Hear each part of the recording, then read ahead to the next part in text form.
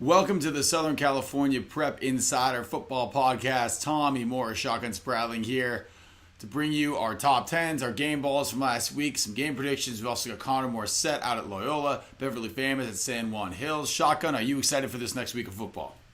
Always. Every week is exciting. I mean, in the Southern section, you always got great competition. There's going to be some standout performances each week. So, yeah, every week I'm excited. Yeah, and I did this gesture, which means that you have to be excited.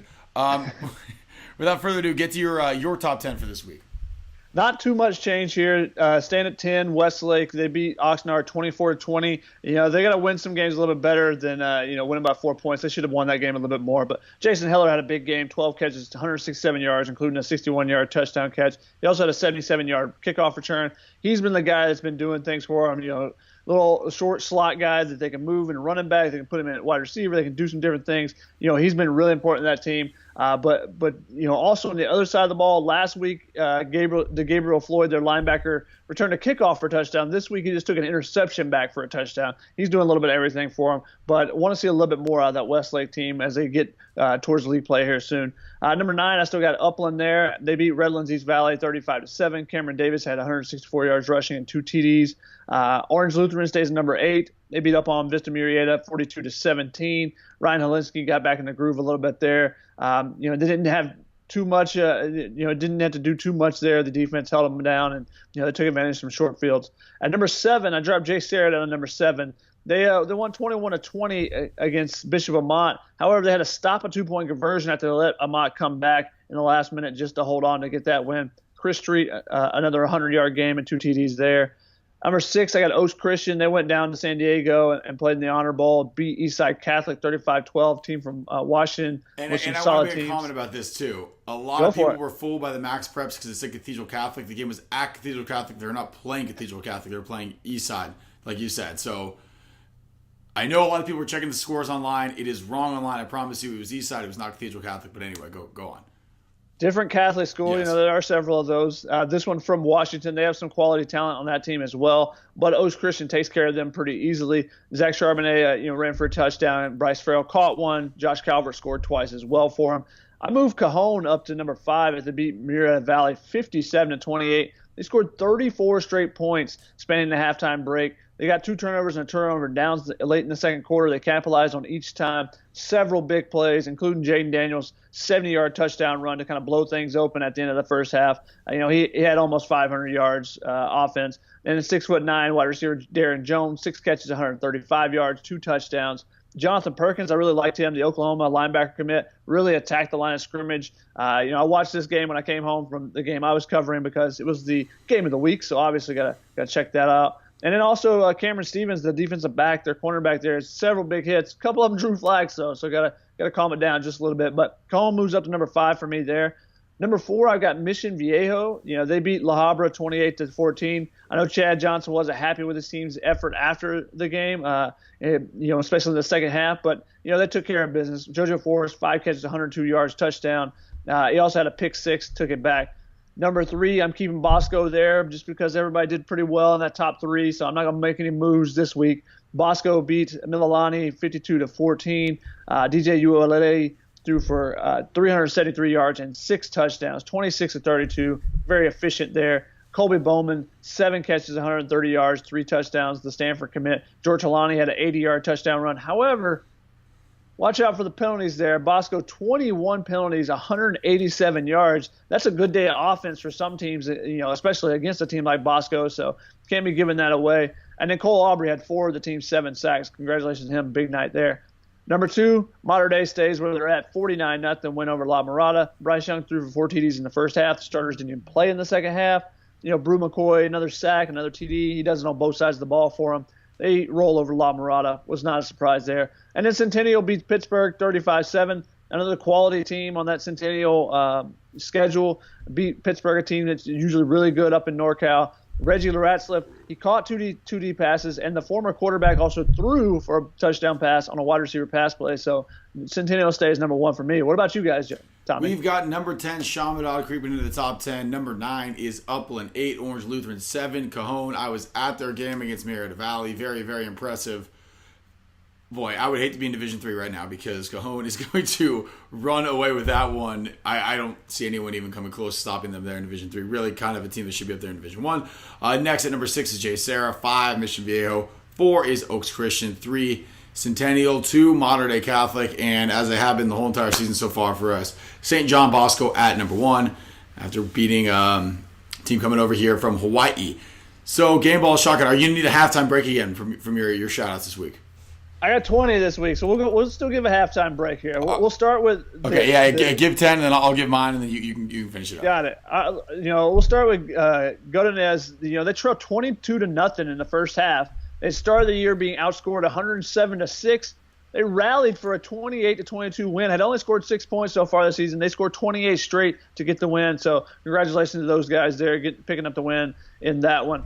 How about Ryan Romero from Tesoro? 5 catches, 140 yards, a touchdown, and a 35-6 win over Roosevelt. Brendan Krause from Fountain Valley, 11 catches, 154 yards, and a 35-20 win over Woodbridge. Anthony Munoz at Western, he does it every week. 17-24, 311 yards passing with 4 touchdowns. They win 56-14 over Baldwin Park. He threw a lot of Savage passes. That's to Kane Savage for 7 catches for 128 yards and a TD, and also Cassius Savage, 6 catches, 100 yards, and 2 TDs. So there's 13 of his 17 catches completions right there. How about Western's Walters on the defensive side? 14 tackles, 5 sacks, and a block punt. What a performance there. Congratulations to that guy as well. Cypress's Garrett Crenshaw had 4 TDs passing and 46-10 win over Santa Ana Valley. And then Mike Carrillo was on our list last week, got him again. Garden Grove, he had 23 carries, 185 yards, 3 touchdowns, but also he went and caught a 46-yard touchdown. Anna. Paul Paveri from Villa Park, 23-30. Nice, pretty solid number there. Passing 287 yards, 2 TDs, and he ran for another one, a 28-12 win. How about Long Beach Jordan's Deshaun Harris? 4 rushing touchdowns, and he had a 98-yard kickoff return and a 47-7 win over Linwood. That's my first 10, Tommy. What about you? All right, I'll sneak in a few just for me. Number 1, I got Jaden Daniels, as we talked about him already earlier. I just want to give the numbers. 341 passing yards and 5 touchdowns, 159 rushing yards and a touchdown in that win over Murrieta Valley. Again, was very, very impressed, not only with him, but with the whole Cajon team. Going to be real tough for those Division III schools, so I'm just going to say it again. Next, Nathan Manning from Capo Valley, looking like his name could have been Peyton or Eli the other game, or so far this season. He has now a streak of 3 games in a row with 5 touchdown passes, so things are rolling there for Capo Valley. Next, I've got Ethan Garbers from Corona Del Mar, 278 passing yards, 6 touchdowns in their win over Del Toro. Trevor Pacheco from Estancia, 307 rushing yards in their win over La Quinta. Deshaun Thompson from Northview, 9 catches so far this season. Shotgun, 7 of them. 7 of his 9 catches have gone for touchdowns. That's a pretty good ratio right there. And then going back to Estancia, I've got Samuel Henderson, who had 3 sacks in that game in the win over La Quinta. Shotgun, finish off your next 10. I just got to say, 7 catches for 9 touchdowns. That's pretty good. Pretty good. However, every pass that I caught in high school was a touchdown. Just saying.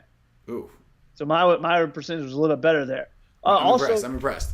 You talked about Corona Del Mar's Ethan Garbers. How about his top receiver, John Humphreys? Last week he had 13 catches, setting a school record. He had 214 yards. This week doesn't get to those numbers. However, 5 catches, 155 yards, and 4 touchdowns this week. So, 4 of his 6, Garber's 6 touchdown passes went to John Humphreys. You think after 10 catches last week, someone would be like, you know what, maybe let's put 2 guys on him. Yeah, we might want to defend that guy. He's pretty good. Humphreys is going to be a big-time prospect as well, I think. He's a junior, I believe, maybe even a sophomore. He's going to be a big-time playmaker at the next level as well. How about Sean Harleston from Dominguez? He had 6 catches, 195 yards, and 3 touchdowns, and a loss, actually. Anthony Martinez for Banning had 4 touchdowns to help beat Dominguez in that one. How about the Linfield Christian defense? We don't get to pull out the defense that much, but they held Indian Springs to 17 total yards. They had 42 plays, only 17 went for positive yards. They're now outscoring their opponents 180-0 after a 63 win there, 63-0 win there. And Kenry Jamison on the offensive side for him, 15 carries, 183 yards, and 5 touchdowns. So when you got somebody that scores 5 touchdowns and you haven't given up a touchdown all year, probably win. You know what that means, Tommy? Probably win. Probably going to win. That's right. How about Carlos Ruiz from Heritage, 65-yard pick six as the Patriots shut out Great Oak 33-0. T.J. Ford at Norco, 280 yards rushing, 4 TDs, and a 49-14 rout of Rancho Cucamonga. The Cougars not having a very good year so far this year, and they're usually one of the best teams in the Inland Empire. How about Derek Boyd from Reseda? He had 3 touchdowns. And then the game, first, before we get to the game I was at, Kevin Armstead at St. Francis, 25 carries, 222 yards, and 2 touchdowns, including a 90-yarder. And David Diaz of Ayala for 7 catches, 175 yards, 2 touchdowns, and interception. The game I was at was Moore Park and Sherman Oaks, Notre Dame. Moore Park's Alec Powell had 184 yards rushing, had 3 TDs. Christian Grubb on the other side for Notre Dame, he had 217 all-purpose yards with 2 long TDs, and he combined with Anthony Spearman for 5 combined touchdowns between those guys. But it came down to the last minute, and Drake London, the USC football and basketball commit, had a 2-point conversion attempt. They throw it up to him. He told me he lost the ball in the lights. Didn't even see the ball. He just felt it hit his hands. He basically put his hands in the middle of the lights, hoping that's where the ball would end up, and that's where it was, once he lost the ball, and he makes the catch there. So congratulations to him getting the game winner there in the last minutes. All right, so those are the game balls, game picks for the week, whatever, players of the week, whatever you want to call it. We got to get to our field reporters now. We'll start at San Juan Hills with Beverly Pham. Thanks, Tommy. I just wanted to start off with an Orange County football roundup. Huge shout out and game ball goes to Los Alamitos. The Griffins, led by head coach Ray Fenton, defeated Long Beach Poly in a 20-6 win with stand-up performances from Zach Wagner, Demario King, Keanu Norman, and Cade McConnell. Mater Dei had its second shutout win in a row against La Mirada. Serra narrowly defeated Bishop Amat 21-20, and Santa Margarita fell to the number 1 ranked team in Colorado, Cherry Creek. The Eagles lost 21-14. But today I'm down here in San Juan Hills to catch up with first-year head coach Robert Frith. Let's see how the Stallions are doing. Coach, thank you so much for joining us today. Thank you. Good to be here. This is your first year as head coach at San Juan Hills. How has the experience been so far? It's been an awesome transition. Tremendous support in this community, tremendous support at this school site, administrative support, parent support. Kids are wonderful. I feel that there's been a tremendous buy-in by the football team, and the coaching staff is solid, and we get along real well, and just couldn't be happier. You're no stranger to this area. You were a head coach at El Toro. You were also on staff at San Clemente, but then you also did a stint in athletic administration. What was the feeling like when you got back into coaching? Well, it was a feeling of joy. Even when I was going through the time where I had stepped away as a head coach, I knew that at some point I would like to get back into this position. And this was a perfect opportunity for me to not only be a head football coach again and work with young men and mentor them and use football to teach life lessons, but also it allowed me to jump into athletic administration so that I can have even more of a positive impact on all student athletes here at San Juan Hills High School. So for me, it's extremely satisfying because I feel like I have so much to offer. And at the same time, I'm very humbled that I was given this opportunity, and I'm just going to work as hard as I can to make a positive impact school-wide. So I hear you guys call the stadium the Badlands. Mm-hmm. How would you describe the culture that's San Juan Hills, and can you explain what Ride for the Brand is? Yeah. This is a very special place. The culture is extremely supportive. You walk around campus and you see the RFTB signs all over, and teachers say it to their students. And when we say RFTB, it means work hard. It means do things with grit. Keeping your focus, not making any excuses. If you make mistakes, you own it and you just keep pushing forward. It comes from the whole Badlands, and the theme of our school it comes from Teddy Roosevelt and his time, his experience in the Badlands, and the stories that came out of that time. And so this school has adopted that theme, and that's who we are. The Stallions have moved up to Division II play. How is the team handling the transition? For us, it's business as usual. Whether we're in D2 or any other division. For us, we keep it real simple. Each week our goal is to go 1-0. We try to win the battle amongst ourselves in practice, and then win the battle on Friday nights against our opponent. And to have that mindset and that narrow focus, the division and where we're at, it doesn't really matter to us. All that matters is just taking care of business, each practice and each week. And I think if we do that, then again, the division, whatever. It's about us and taking care of business and keeping that narrow focus. So we're excited about the challenge, but we're not looking ahead at our division. We're just looking at, like for this week, we're looking at ourselves and then Edison. Well, that was my next question. So you guys are heading into Edison this week. How are you guys preparing to play against the Chargers? Well, number one, it's a very good football program, rich in tradition, very successful. And so when you're playing against a team that has very good players and is good, you just got to go and try to be as efficient as you can in all three phases of the game, and try to limit your mistakes, limit turnovers. When you're supposed to get the ball, and don't give it back. But we have nothing but respect for this program, and so we are trying to cover all bases, pay very close attention to detail, and try to get ready to play a very good football team on Friday night. Thank you so much, Coach, and best of luck the rest of the season. Thank you very much. It was awesome having you.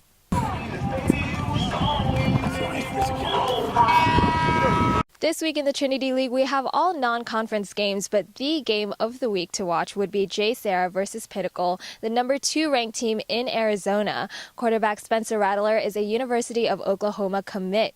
Orange Lutheran is on a bye week, and elsewhere in the Trinity League, we have Bosco versus Paramount at home. Servite is coming off from a bye week to play Roosevelt. Mater Dei is playing St. Mary's, and Santa Margarita is playing Mayfair. Reporting from San Juan Hills, I'm Beverly Pham. Back to you in the studio, Tommy. Shotgun thoughts on SJH. The Badlands was rocking. I was down there for the opener. Their student section, he has a really great time there. However, the football team has not been having a great time. They're off to a 1-2 start. That offense has to get in a better flow, I think. With a first-year head coach, sometimes that's something that you have to deal with. But so far they just didn't have a rhythm when I saw them, and they're off to a little bit of a slow start there. But they can pick it up. They got some talent on that offensive line, especially that left tackle Sean Ryan. He's a beast there. So just run behind him every time. I think that's a good idea. Yeah, well, maybe take that note down, send it on over there. Next, we're going to go to Loyola with Connor Morissette. Thanks, Tommy. I'm here at Loyola High, where the Cubs are off to a 1-1 start so far this season after beating Fairfax and falling to Saints, a team from San Diego, this past week. I asked senior running back Hunter Ballard about the start to the year, and he said, yeah, we slipped up last week, but we're Loyola football. We're not afraid of anyone, and we're going to be ready for Cathedral on Friday. Walk it like I talk it, walk it like I talk it, walk it like I talk it, walk it like I talk it. How would you assess where your team's at through 2 games? I think it's only the beginning, and we can only get better from here. That's it. I know you're playing running back this year. You're getting a lot of touches against Fairfax, 3 scores. How much fun was that, opening the season that way? It was a lot of fun. I love opening the season with a good win, so it's always good. What are some of the strengths of this Loyola team? I think our knowledge of the game, I feel like mentally we're way ahead of every other team. It's whether or not we can put it and do it physically. So you mentioned being physical. Is that kind of something you're looking to improve on? And just any stuff that you've seen, hey, I think we can do better at this? I think we can be a more physical team, definitely. So if we can back up our mental game, I don't know what else you can do. I know it's only Monday, so very early in the week, but Cathedral's coming up for you guys. That's a big game. How's the preparation been for that, and are you excited to take on a big-time team in Southern California? Yeah, our preparation's always way ahead. We're just learning the game. It's whether or not we can back it up, like I said, mentally and physically. We just have to be there both ways. This year, Nathan, your quarterback, he's healthy. It's been kind of a tough couple years for him with injuries, but he's finally full go. How much fun is it playing with him? It's a dream. Last year I didn't get to play with him half the season, but this year I get the whole season with him, so I'm excited. With Loyola, you guys are working really hard on the field. I just saw practice. You finished up some conditioning, so thank you for joining me after that. What are you guys doing off the field to kind of bond and come together? We have probably 3 hours of meetings a day to really get into it, study the team, study ourselves. We go study at home, so we kind of do it all. When Mission League play starts, it's going to be a test every week. What are your expectations once the league gets going? Our expectations are always really high. We want to win them all. So, That's where I'm at. We're going to win them all. I know you play football at Loyola, so that's kind of the two big things. Football, and then schoolwork.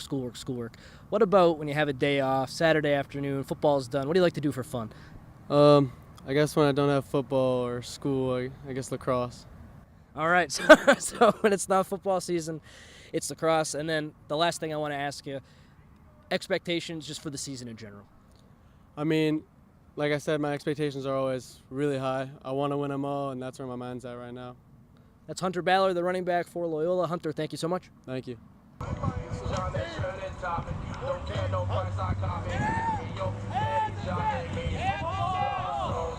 So there's the update from Loyola. Let's move on now to some game balls where I highlight the top performers from the northern part of the southern section in the past week. Want to get started with Malachi McMahon, the Culver City running back and linebacker. He was instrumental in the Centaurs' 61-27 win over Peninsula. He had 2 rushing touchdowns. He also scooped up a fumble and took it back to the house. 3 total scores for him, so Malachi, he gets the first game ball for me. Congratulations. My second one goes to Zach Charbonnet from Oaks Christian. He's headed to Michigan. He had 128 rushing yards and a touchdown in a 35-12 win over Cathedral from San Diego for Oaks Christian. And remember, that victory propelled Oaks into the Max Preps National Top 25. They're there for the first time all year at number 25. Charbonnet is a big reason why, so he gets a game ball as well. And then finally, Bo Hobby, the running back from San Marino, 6 touchdowns and a 76-36 win over El Monte. He had 5 at halftime. Could have been a lot worse if it wasn't for running clock. So Bo Hobby gets a game ball for me as well. Those are my 3, Malachi McMahon, Zach Charbonnet, and Bo Hobby. Lastly, I want to make my pick from the northern part of the southern section for this week's upcoming games. It's the game of the week on Fox Sports West. Serra against Pauley. I got Serra. I think that offense led by Doug Brumfield is just a little bit too much. And I know the Pauley defense has looked great at times this year, especially against Narbonne. I just think Serra's offense is going to be a bit too much for him. Give me Serra Gardena over Pauley. That's my pick of the week. Tommy, back to you.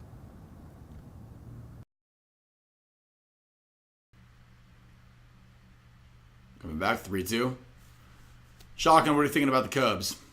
Big matchup this week, the battle of the backdrops, as I call it. Los Angeles Cathedral and Los Angeles Loyola, 2 teams that you can see downtown from the field. Great, beautiful backgrounds there. But Loyola has to stop the kind of a dual threat rushing attack that Cathedral has of Terrence Simon and Brandon Jordan if they want to win this game. They're 2 different rushing styles now. Terrence Simon's a big dude. He's going to bowl you over, but he's a little bit nimble there. Brandon Jordan, a little bit smaller guy that can, is kind of a scat back type. So, they got to stop the rushing attack there if they want to try to win that game. And I agree with Connor on Bo Hobby. 22 carries, 308 yards, and 6 touchdowns. What a night. That's pretty good. Pretty good game there. He also made his game predictions. So speaking of which, we will get into the game predictions. All these games are available on the Prep Zone and the Fox Sports Go app. So if you want to watch them after picking them with us, you can definitely do that on your phone, smart device, whatever you want to call it. First game we're going to talk about is Alemany traveling to Oaks Christian. Alemany, both teams here are 3-0. Alemany is kind of the underdog. They've got a young team, got sophomore quarterback Miller Moss, first-year head coach Casey Clausen coming back to his alma mater. They've only allowed 9 points this season. However, I got Oaks Christian. They're a veteran team led by Josh Calvert, the linebacker/quarterback. And they got some high-profile recruits in Zach Charbonnet, Kayvon Thibodeau, and Bryce Farrell, guys that are going to be going to Power 5 conferences. I'm going to take Oaks Christian in this one. I'm going to take them too, but I'm going to say this. In 2 years, Alemany is going to be one of the best teams in the section. Miller Moss, as you mentioned, 263 passing yards per game, only a sophomore. His top 2 leading receivers, shotgun, a sophomore and a freshman. They're going to be good, and I completely agree, especially with Clausen taking over there. And, his offensive set where, it's going to be 4 or 5 wide receivers like you saw at Calabasas the last couple of years. They put up some really big, gaudy numbers. I think that'll be Alemany in 2 years, just like you said. Yep. Next, we will go Roosevelt at Servite. Roosevelt's coming off a loss. They gave us some big chunk yardage in the game. I think that I'm going to go with Servite in this one. I think Blaze McKibben at quarterback can find some holes in that defense, and I think Servite will win at home. I'm going to go with the upset here. I'll take Roosevelt. Jalen Johnson, 255 receiving yards and 3 touchdowns so far this season. Blake Washington, 4 sacks so far in the season defensively. I think, yes, it's an underdog here pick, but I'm going to go with Roosevelt. Next, San Clemente at Murrieta Valley. 2 teams that have struggled with tough schedules early on in the season. Yeah, and San Clemente's played a couple of those San Diego teams, and I know, Tommy, you being from San Diego, you kind of said, well, that's what they get for coming down here and trying to play us. But I think San Clemente will be able to bounce back and get a win here. Brandon Costello, the Oklahoma State quarterback commit. I just wasn't really sold on Murrieta Valley's defense. Now, obviously, that Cajon offense is really, really good, but there were some things in that Murrieta Valley defense that we're kind of down on. So I think I'm going to take San Clemente in this one. I'll go the other way. I'll take Murrieta Valley again. I was at that game with Cajon. Murrieta Valley had it close for a little bit, but once Jaden Daniels started going, it got kind of ugly. But huge fan of Hank Bachmeier. I think he's a great quarterback. He'll be at Boise State I think he's going to get there in the winter, I think. He's going to do one semester and then go. Brandon Costello, as you mentioned, a great quarterback as well. Another kid from San Clemente I just want to mention, R.J. Donaldson with 100 yards a game and 5 touchdowns. I think Murrieta Valley's defense will be okay this game. They faced probably one of the toughest offenses in the Southern Section last week. I think that was a big eye-opener for them. So I've got Murrieta Valley in this one, the Nighthawks. But also, what is a Nighthawk? Something awesome. That's just a great mascot. Is it a real animal? I hope so. I hope it's like a screaming banshee that just kills things at night. Sounds awesome. We got two more games coming up. We got Folsom coming from out of section to take on Chaminade. Folsom, a nationally ranked team. They lost to De La Salle in their opener, but they've bounced back with 2 blowouts. Wide receiver Joe Nada on the outside is a beast. I think that they come on the road and are able to get this win. Chaminade, similar, they're 2-1, similar to their Oaks Christian opener. I think you'll see that kind of Folsom will pull away a little bit in the second half, which is what happened in that first one for them. I just don't think that Chaminade has quite the talent that Folsom does. Yeah, I think it's going to be a close one. I think Folsom will win this one too. The good thing with Chaminade, they've run on the ground for 698 rushing yards so far through 3 games. If they can control the ball and limit the amount of possessions in this game, they'll be fine. But Folsom, again, they like to score a lot of points. So it's going to be tough, even though it is at home for Chaminade. Final game, this is the prime ticket game. This one is on TV. This is where I will be. It is Serra traveling to Long Beach Poly. Now, Serra is coming in. They lost, one of their top playmakers, Max Williams, suffered a knee injury. Star cornerback, wide receiver, punt returner, he does a little bit of everything. However, Doug Brumfield, the lefty quarterback, still has some options at receiver with Melquan Stovall, L.V. Bunkley Shelton, and Ronald Gilliam. So there's some weapons for them. It's going to be a question of the Serra offense versus the Long Beach defense. Long Beach defense has been really stingy. However, their offense has been pretty atrocious. So, I think it's going to be that matchup that will determine it rather than the other side of the ball where both sides are not very good. I think that Serra comes out with the win in this one just because they have a little bit more offensive weapons, and Long Beach Poly's offense is just really scaring me right now. I'll take Long Beach Poly in this one. I agree with you. Serra is, they're a good team. I think Long Beach losing last week to Los Al kind of lit a fire under them. That was a game they were not expecting to lose at all, and they kind of get upset there. So that's a big wake-up call for them as well. So I like them to bounce back at home on TV. Shotgun, that's all we have for this week. Anything else you'd like to add? Thoughts are with Redlands running back Christian Diaz. He collapsed on the sideline on Friday. Last report is that things were going well for him, but he had to be rushed to the hospital. So thoughts with him. You never want to see anything like that, especially with someone who wasn't even playing in the game. Actually, he had got nicked up the week before, so he wasn't in the game and just collapsed. So scary moment there. They actually stopped the game and didn't even play the rest of the game out. That was in the third quarter. So very concerned with any time you have something like that happen. All right, thoughts and prayers there. We will see you guys next week with more top 10s, more game picks, more reporting from schools, all that kind of good stuff here on the Southern California Prep Insider Football Podcast.